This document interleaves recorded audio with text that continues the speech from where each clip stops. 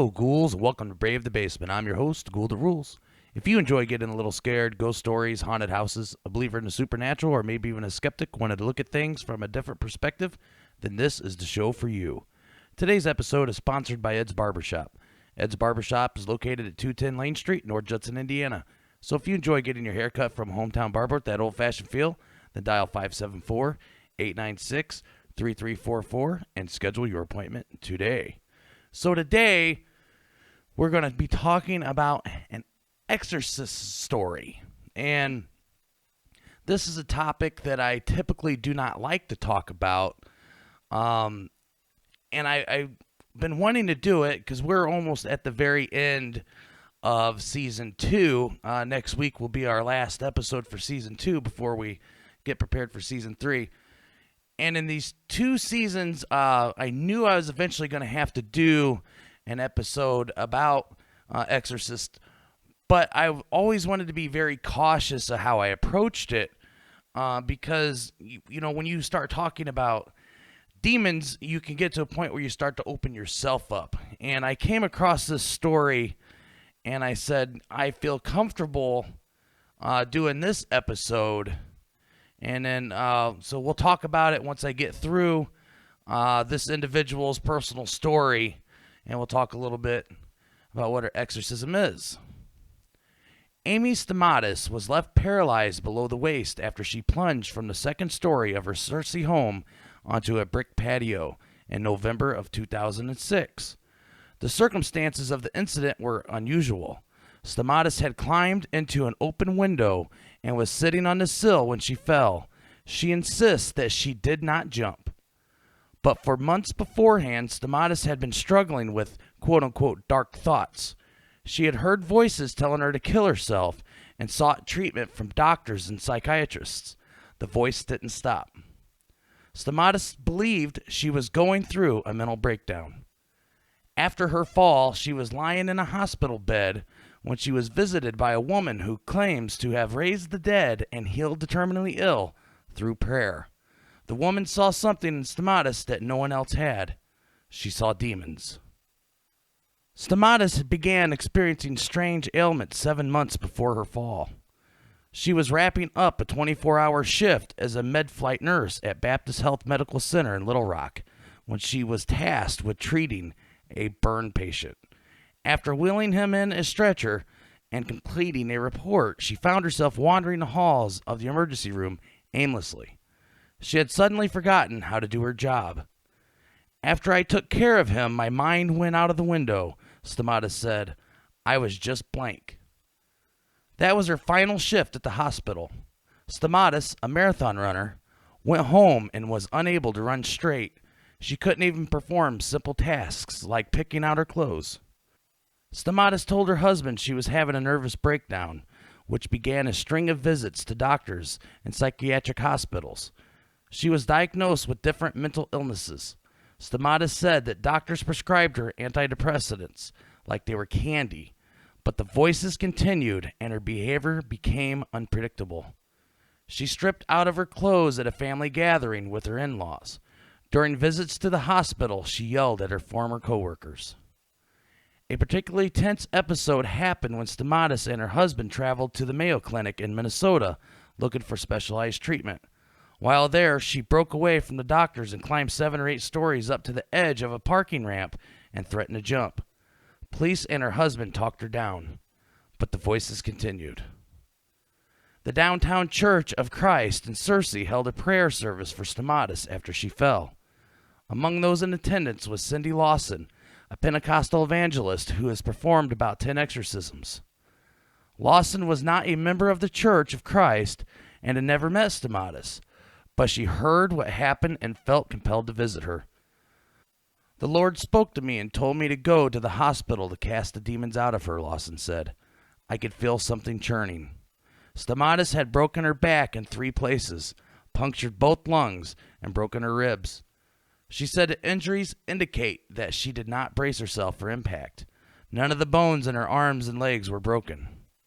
Lawson said that when she arrived at the hospital, Stamatis was wide open. I could see the demons, Lawson said. A friend of Stamatis told her that Lawson was there to pray over her.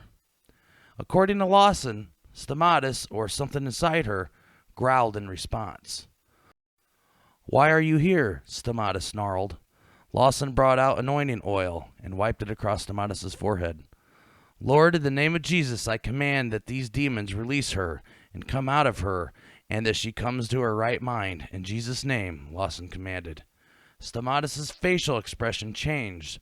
The Spirit of the Lord fell into that room, Lawson recalled. So symptoms associated with demonic possessions are convulsions, hysteria, erased memories, can look very similar to the symptoms of conditions like epilepsy and schizophrenia. Exorcism rituals, which can include restraining a person, can be harmful and sometimes deadly, especially for the mentally ill. In 2005, a Romanian nun who had been treated for schizophrenia died of suffocation and dehydration during a rigorous Orthodox exorcism. In 2007, a 22-year-old drowned, and a 14-year-old was severely injured during a family-centered exorcism in New Zealand. New York psychiatrist Dr. Richard Gallagher works with Catholic priests to help them tell the difference between those suffering from mental illnesses and those who have been possessed. The same habits that shape what I do as a professor and psychiatrist, open-mindedness, respect for evidence, and compassion for suffering people, led me to aid in the work of discerning attacks by what I believe are evil spirits, and just as critically, differentiating those extremely rare events from medical conditions, he wrote in a column in the Washington Post in 2016. But careful observation of the evidence presented to me in my career has led me to believe that certain extremely uncommon cases can be explained no other way. It's hard to quantify how many people have been treated for demon possession in Arkansas or elsewhere. Many religions believe supernatural entities can possess humans, but the symptoms, treatment, and methods of diagnosis vary. Gallagher wrote that in some circles there's a tendency to quote-unquote see the devil everywhere. He wrote that some clergy members are not as cautious as they should be in diagnosing demon possession, but the Catholic Church has taken steps to limit these misdiagnoses. The Catholic Catechism, the Church's written doctrine, says that illness, especially psychological illness, should be handled through medical science. Therefore, the doctrine says, before an exorcism is performed, it is important to ascertain that one is dealing with the presence of the evil one and not an illness. The Vatican expanded its annual exorcism course in 2018, citing increased demand. Josh Stignall, a Catholic priest in Little Rock, said this is due to a growing lack of faith in God and an increased interest in the occult in modern society. Only a priest who is trained and given authority by a bishop is able to perform the solemn exorcism. Because of the risk of sensationalism, the ritual is performed discreetly. It would typically be during the day in a church environment and with other family members present. There is nothing magical about the ritual. It is a prayer and faith and requires the faith of the person to be set free. Demonic possession is not recognized as a medical condition by the American Psychiatric Association or the International Statistical Classification of Disease and Related Health Problems. Stamatis, who's 49, said that before she fell and Lawson exorcised her, she was diagnosed with a rare chemical imbalance called porphyria that causes seizures, abdominal pain, nervous syndrome dysfunction, and mental confusion. Stamatis, a former nurse, still believes she was possessed. In the medical world, they need to put a name to it, Stamatis said, speaking of possession. They don't understand because they have never dealt with these types of demons. So how are they going to fight against something that you don't know how to fight, that you don't understand? Lawson shared her sentiment.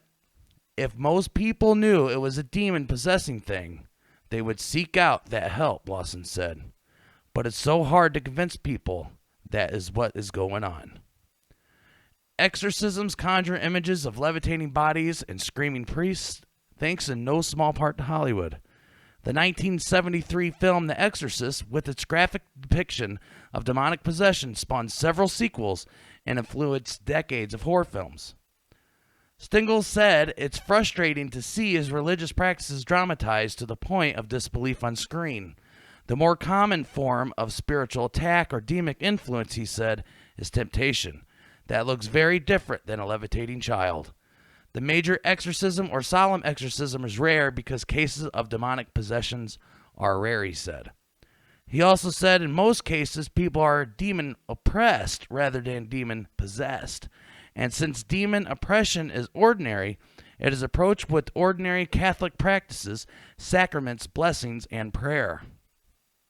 Monty Cox, Stamatis' preacher and the dean of the College of Bible and Ministry at Harding University, said he teaches balance, knowing that demons exist and protecting against them while not being distracted by the sensationalized accounts of demon possession in popular culture. Cox said he would rather focus on more mundane demonic manipulations, such as addiction and violence, that happen daily.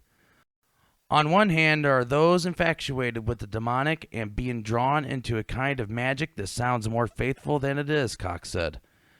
And on the other hand, there are those suckered by a modern worldview that says such things don't actually exist.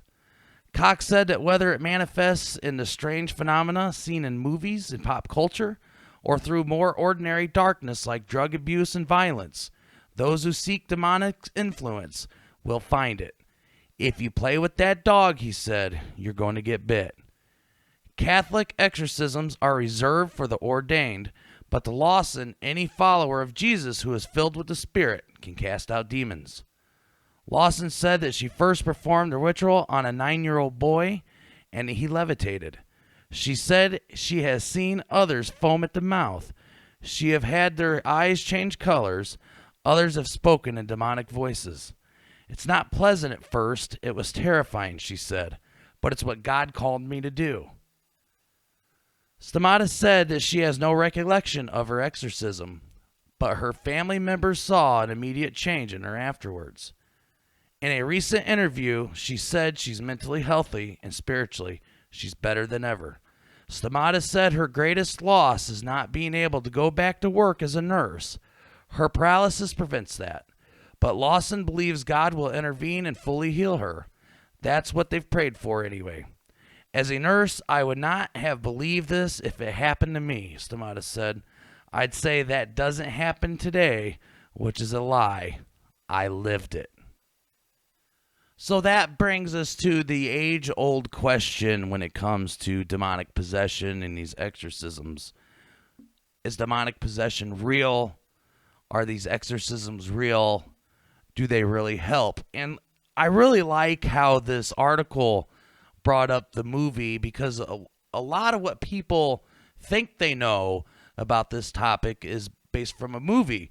And I happen to fall in that same category. I've never seen this in person, and I hope to never see this in person, but it is something I wholeheartedly believe in. I do believe that there are demons out there, and I do believe that people can be possessed by them, and I do believe exorcisms work. And, I mentioned at the beginning of this episode that I wanted to be very careful of how I approach this episode. And I'm going to reread you this small paragraph, and this is why. Because it said, Cox said that whether it manifests in the strange phenomena seen in movies and pop culture, or through more ordinary darkness like drug abuse and violence, those who seek demonic influence will find it. If you play with that dog, he said, you're going to get bit. And I was listening to another podcast today that was talking about demonic possession and exorcisms and how they had to bring this priest in to help this family. And they went on to explain that the priest somehow in some forms of exorcism will try to use the demon's name to order the demon out of the person. And what I thought was really wise by the people who did the podcast said, well, we're not going to say those names here. And that is something that I greatly advise everybody to do. Do not go look up these demon names and start saying their names and opening yourself up to this, because this is serious stuff. This isn't just finding a ghost in the closet or under the bed. This is demon possession. And people have died while while a preacher was trying to exorcise a demon out of them. So this is, even if you have the proper help, things can go wrong very, very quickly. So that's why I wanted to be extremely careful how I approach this topic, but this is a paranormal podcast. This happens in the paranormal world, so I have to cover it. So my feelings on this exact story right here, some things to note that they mentioned in here that I found very interesting was she was diagnosed with chemical imbalances. After the exorcism, according to this article, everything seems good with her spiritually and health-wise, other than her paralysis from the fall. And did the exorcism help? More than likely. I believe her story. I believe her story for a number of reasons. Like I said, she's better after the exorcism. She seems like she had a normal life. She had a good job. She was a marathon runner, so she liked to stay in shape. She liked to be very active. So purposely hurting herself to the point of paralysis, especially for an athlete, is something that they just typically would not do. So something drove her to do something that she didn't want to do, and it is just classic demonic possession. And before we get on out of here today, I want to tell you guys, we were just recently featured on the Indie Drop-In Network. And what the Indie Drop-In Network is, it is a network where indie creators such as Brave the Basement submit episodes. And there's 3 different categories. There's comedy, there's true crime, and scary time. So what these are individual podcasts that 100% of the episodes are indie submitted episodes. And what happens is you get your podcast in front of a much larger audience, and it just gives you a chance to grow even more. So we were lucky enough to have a full week featured. You are allowed to submit up to 4 episodes a year. I just recently submitted a 3rd episode. We went all the way back. The first 2 episodes I submitted were episode 1 and 2 from season 1. So we went all the way back to Mr. Sellers. Those who remember Grandma's House and Mr. Sellers. And then recently just submitted the episode Shadow People. And I'll be working on getting ready to upload one more in the next coming weeks, and that'll hit our limit for 4. The plan is next year in 2022 to submit 1 every quarter. So that would give me our 4 episodes. And so I'm still working with Blackjack on all the episodes that we want to submit to the Indie Drop-In Network. But definitely go to IndieDropInNetwork.com. Because like I said, if you're listening to this, you love the paranormal, and they have multiple paranormal podcasts. The neat thing is, after your featured is completed, you still remain in the back catalog, so you're still discoverable by people as they find the network. So definitely go check that out. A lot of great podcasts out there. And that brings me to next week, our final episode for Season 2. So it is episode 20. It is the 40th episode of Brave the Basement. What to expect next week. Last season, we did a big, giant celebration, and we had a bunch of corny, I don't even know what you call them now, them little blow whistles that you blow. They sounded absolutely horrendous, and we got a big joke out of it. This time, we're not going to make as much fanfare, but what we are going to do is have a couple announcements for you, tell you kind of what to expect for Season 3. We might do a little recap of what we've done here in Season 2. But it has been a successful season. We've had a good time. And I'm glad you guys joined us again for Season 2 of Brave the Basement. If you'd like to become a Brave the Basement ghoul, be sure to share this show on social media. Go to bravethebasement.weebly.com and sign up for our newsletter to get all the latest news and updates when each episode has been posted. If you got a ghost story you would like to share, you could reach us at bravethebasement@gmail.com. Your story could make it on the show and be featured on the website. You can also submit your story on Reddit under the subreddit Brave the Basement or in the YouTube comment section. If If you have an eerie ghost photo you would like to share, please email us and include a description, and your photo could be added to our photo gallery. And that brings us to the end. We hope that we brought you just a little fright. And remember, when you're up late at night and you hear something in the other room that just doesn't seem right, it's okay if you need to turn on a light to protect yourself from things that go bump in the night. I'm your host, Will the Rules, and I hope you join us again. Till next time.